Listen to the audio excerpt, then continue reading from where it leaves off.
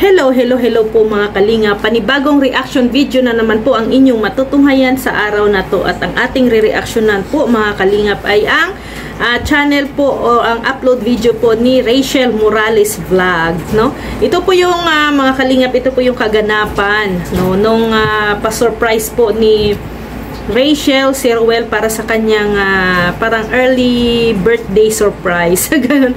At saka syempre sinabay na rin po ang mansari, 10th mansari nila para doon sa kayong MU sila, o kung ano baga mutual understanding or nagkakaroon na sila ng understanding sa isa't isa. Charot.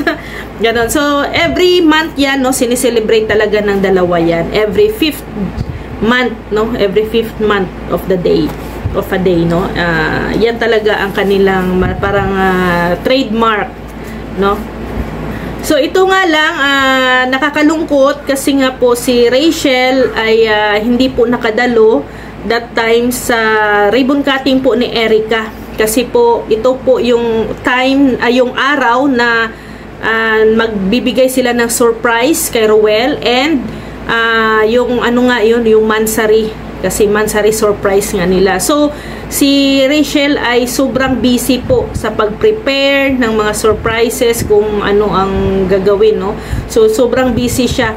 Kaya hindi natin siya nakita doon sa ribbon cutting po sa bahay ni Erica. Siyempre, nakita natin at napansin natin, maraming nagtanong din doon na kung bakit na wala si Rachel. Yun po ang dahilan, mga kalingap. Dahil nga po ay may task si Rachel that day na pagbibigay po ng surprise kay Ruel. At syempre kung magkasama sila, paano na ang surprise? Paano niya, 'di ba? Paano niya gagawin yung surprise na pinaplano niya?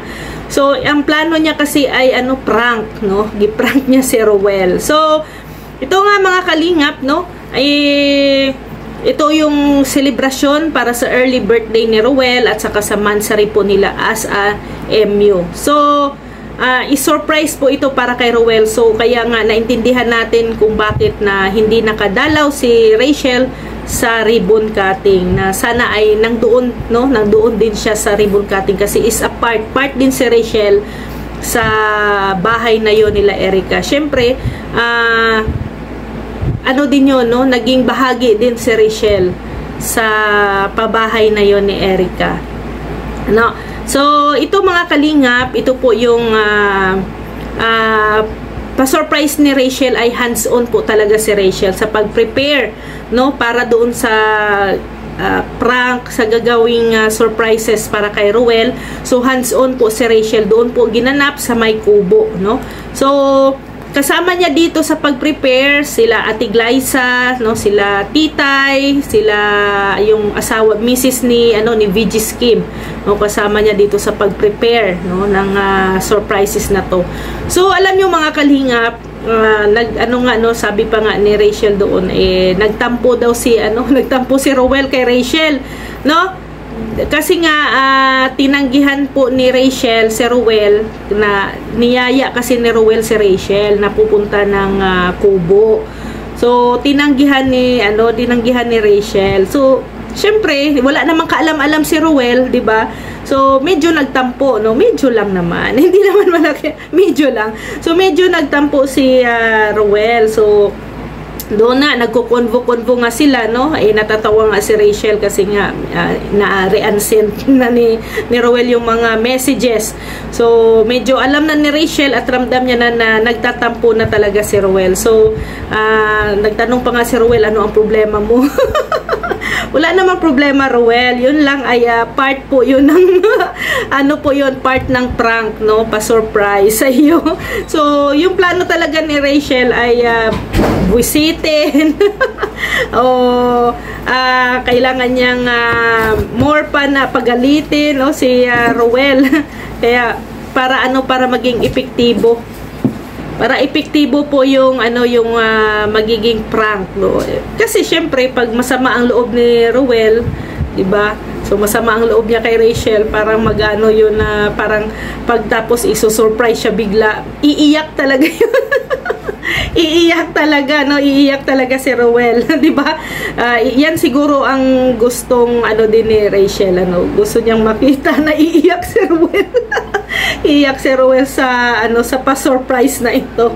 Kaya niloloko niya, no? Iniinis niya talaga, no? Alam niyo naman si Rachel ay ano diyan, expert diyan sa pang-iinis, sa pang-aasar.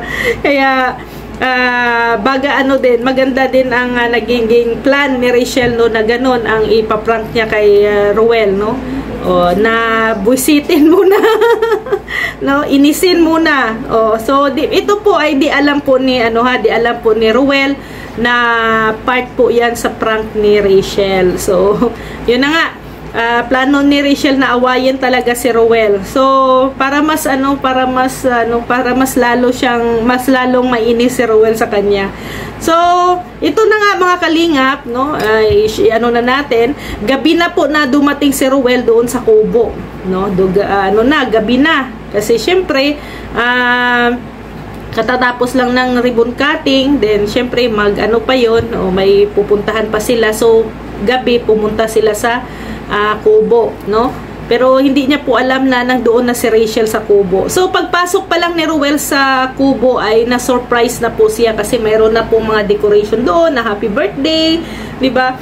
So may mga balloons na, nandoon na mga food. So nabigla si Ruel. Actually mga ilang araw na din po na yung mga supporters ay nagbibigay po ng surprises, no, kay Ruel.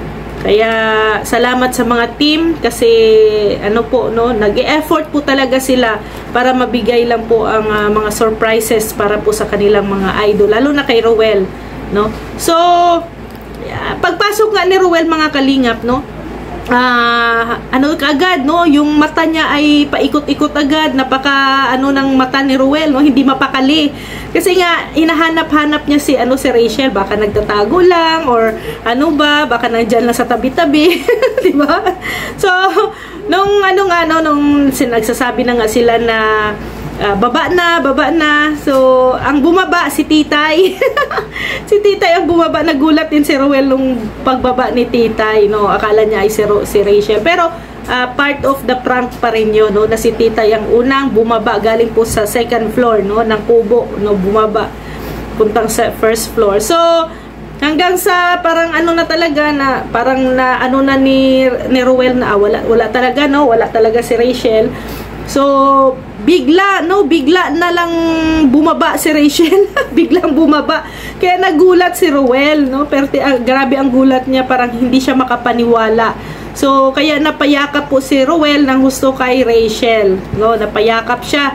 Kitang-kita naman po sa kanyang mga mata na happy siya, no, masaya siya na nakita niya si Rachel. Syempre para doon sa selebrasyon nila, no, sa 10th monthsary nila as MU, at syempre yung sa surprise din para sa kanyang birthday. So di talaga makapaniwala si Ruel na nandoon pala si Rachel. So akala niya ay si Titay lang ang nandoon.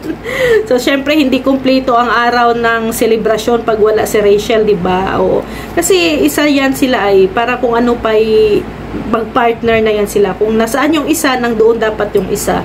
So akala ni Ruel ay totoo talaga yung yung tampuhan nila. So sinabi naman ni Rachel sa kanya na it's a prank, no? Prank lang yon. Kaya parang nahimasmasan si Ruel sa kanyang mga aligut-gutin. Ang kanyang inis, no? Parang nahimasmasan siya sa kanyang inis kay Rachel. Kaya na lang siya, napayakap siya ulit kay Rachel. Kaya ang ganda ng pag mga ganito lang, good vibes lang lagi, 'di ba?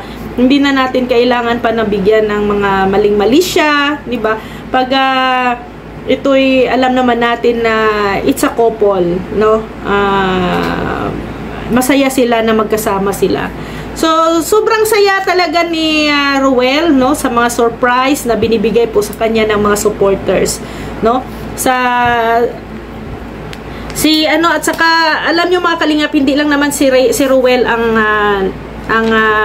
na-surprise, no? Pati din si Rachel na-surprise din kasi may binigay din po si Ruel kay Rachel para sa kanilang 10th monthsary, no? So, na-surprise din, nabigla din si Rachel na mayroon pala siyang flower, di ba? So, at least dalawa sila, di ba? Dalawa sila ang na-surprise. So, hindi lang isa, hindi lang si Ruel ang na-surprise, pati din po si Rachel. Kaya, suportahan po natin, no, ang kanilang tambalan, no, na dalawa, si Ruel at saka si Rachel, sa kung ano man ang nakikita natin, suportahan na lang natin po, at wag na lang po natin bigyan po ng mali siya kung ano man ang syempre, ano lang, para sa kanila it's a normal yun na actions nila.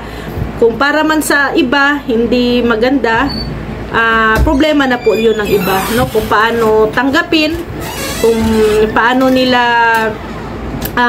suportahan si Ruel at saka si Rachel, no? Alam natin na marami pa rin na mga nagdi-disagree sa kanilang tambalan, sa kanilang relasyon, pero hindi na po ito sabing love team, no? Alam niyo mga kalingap, itong dalawang ito hindi na natin masasabing love team ito.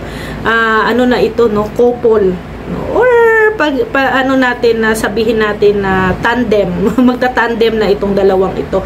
At ipagdasal po natin at sana gabayan natin ang dalawang ito, no? At suportahan natin palagi. Maraming salamat sa lahat po ng mga teams na nagbibigay po ng sorpresa, nagbibigay po ng kasiyahan, no, sa lahat po na kina Ruel at saka kay Rachel at sa iba pang mga kalinga partners natin. At please, sa mga hindi pa po nakapanood sa full video na to, puntahan nyo lang po sa channel ni Rachel Morales Vlogs. Nandoon po ang buong detalye ng mga kwento at kung paano niya na prank si Ruel. At syempre, huwag nyo pong kalimutan na suportahan si Kuya Val Santos Matubang, Ate Edna Vlogs, Kalinga Prab, Ruel of Malalag, and Rachel Morales Vlog. Kasama po ang inyong abang lingkod, Rhea Olarte, at ating deputy, Mick Agnes Vlog. Kasama sila Kalingap Awi, Kalingap Angeli, Kalingap Bibi Girl, Kalingap Dodo, Bila Ayop, Rachel TV, John Lindon Official, and Rex Vlogs. Maraming salamat po mga kalingap. See you tomorrow. God bless everyone. Bye-bye po.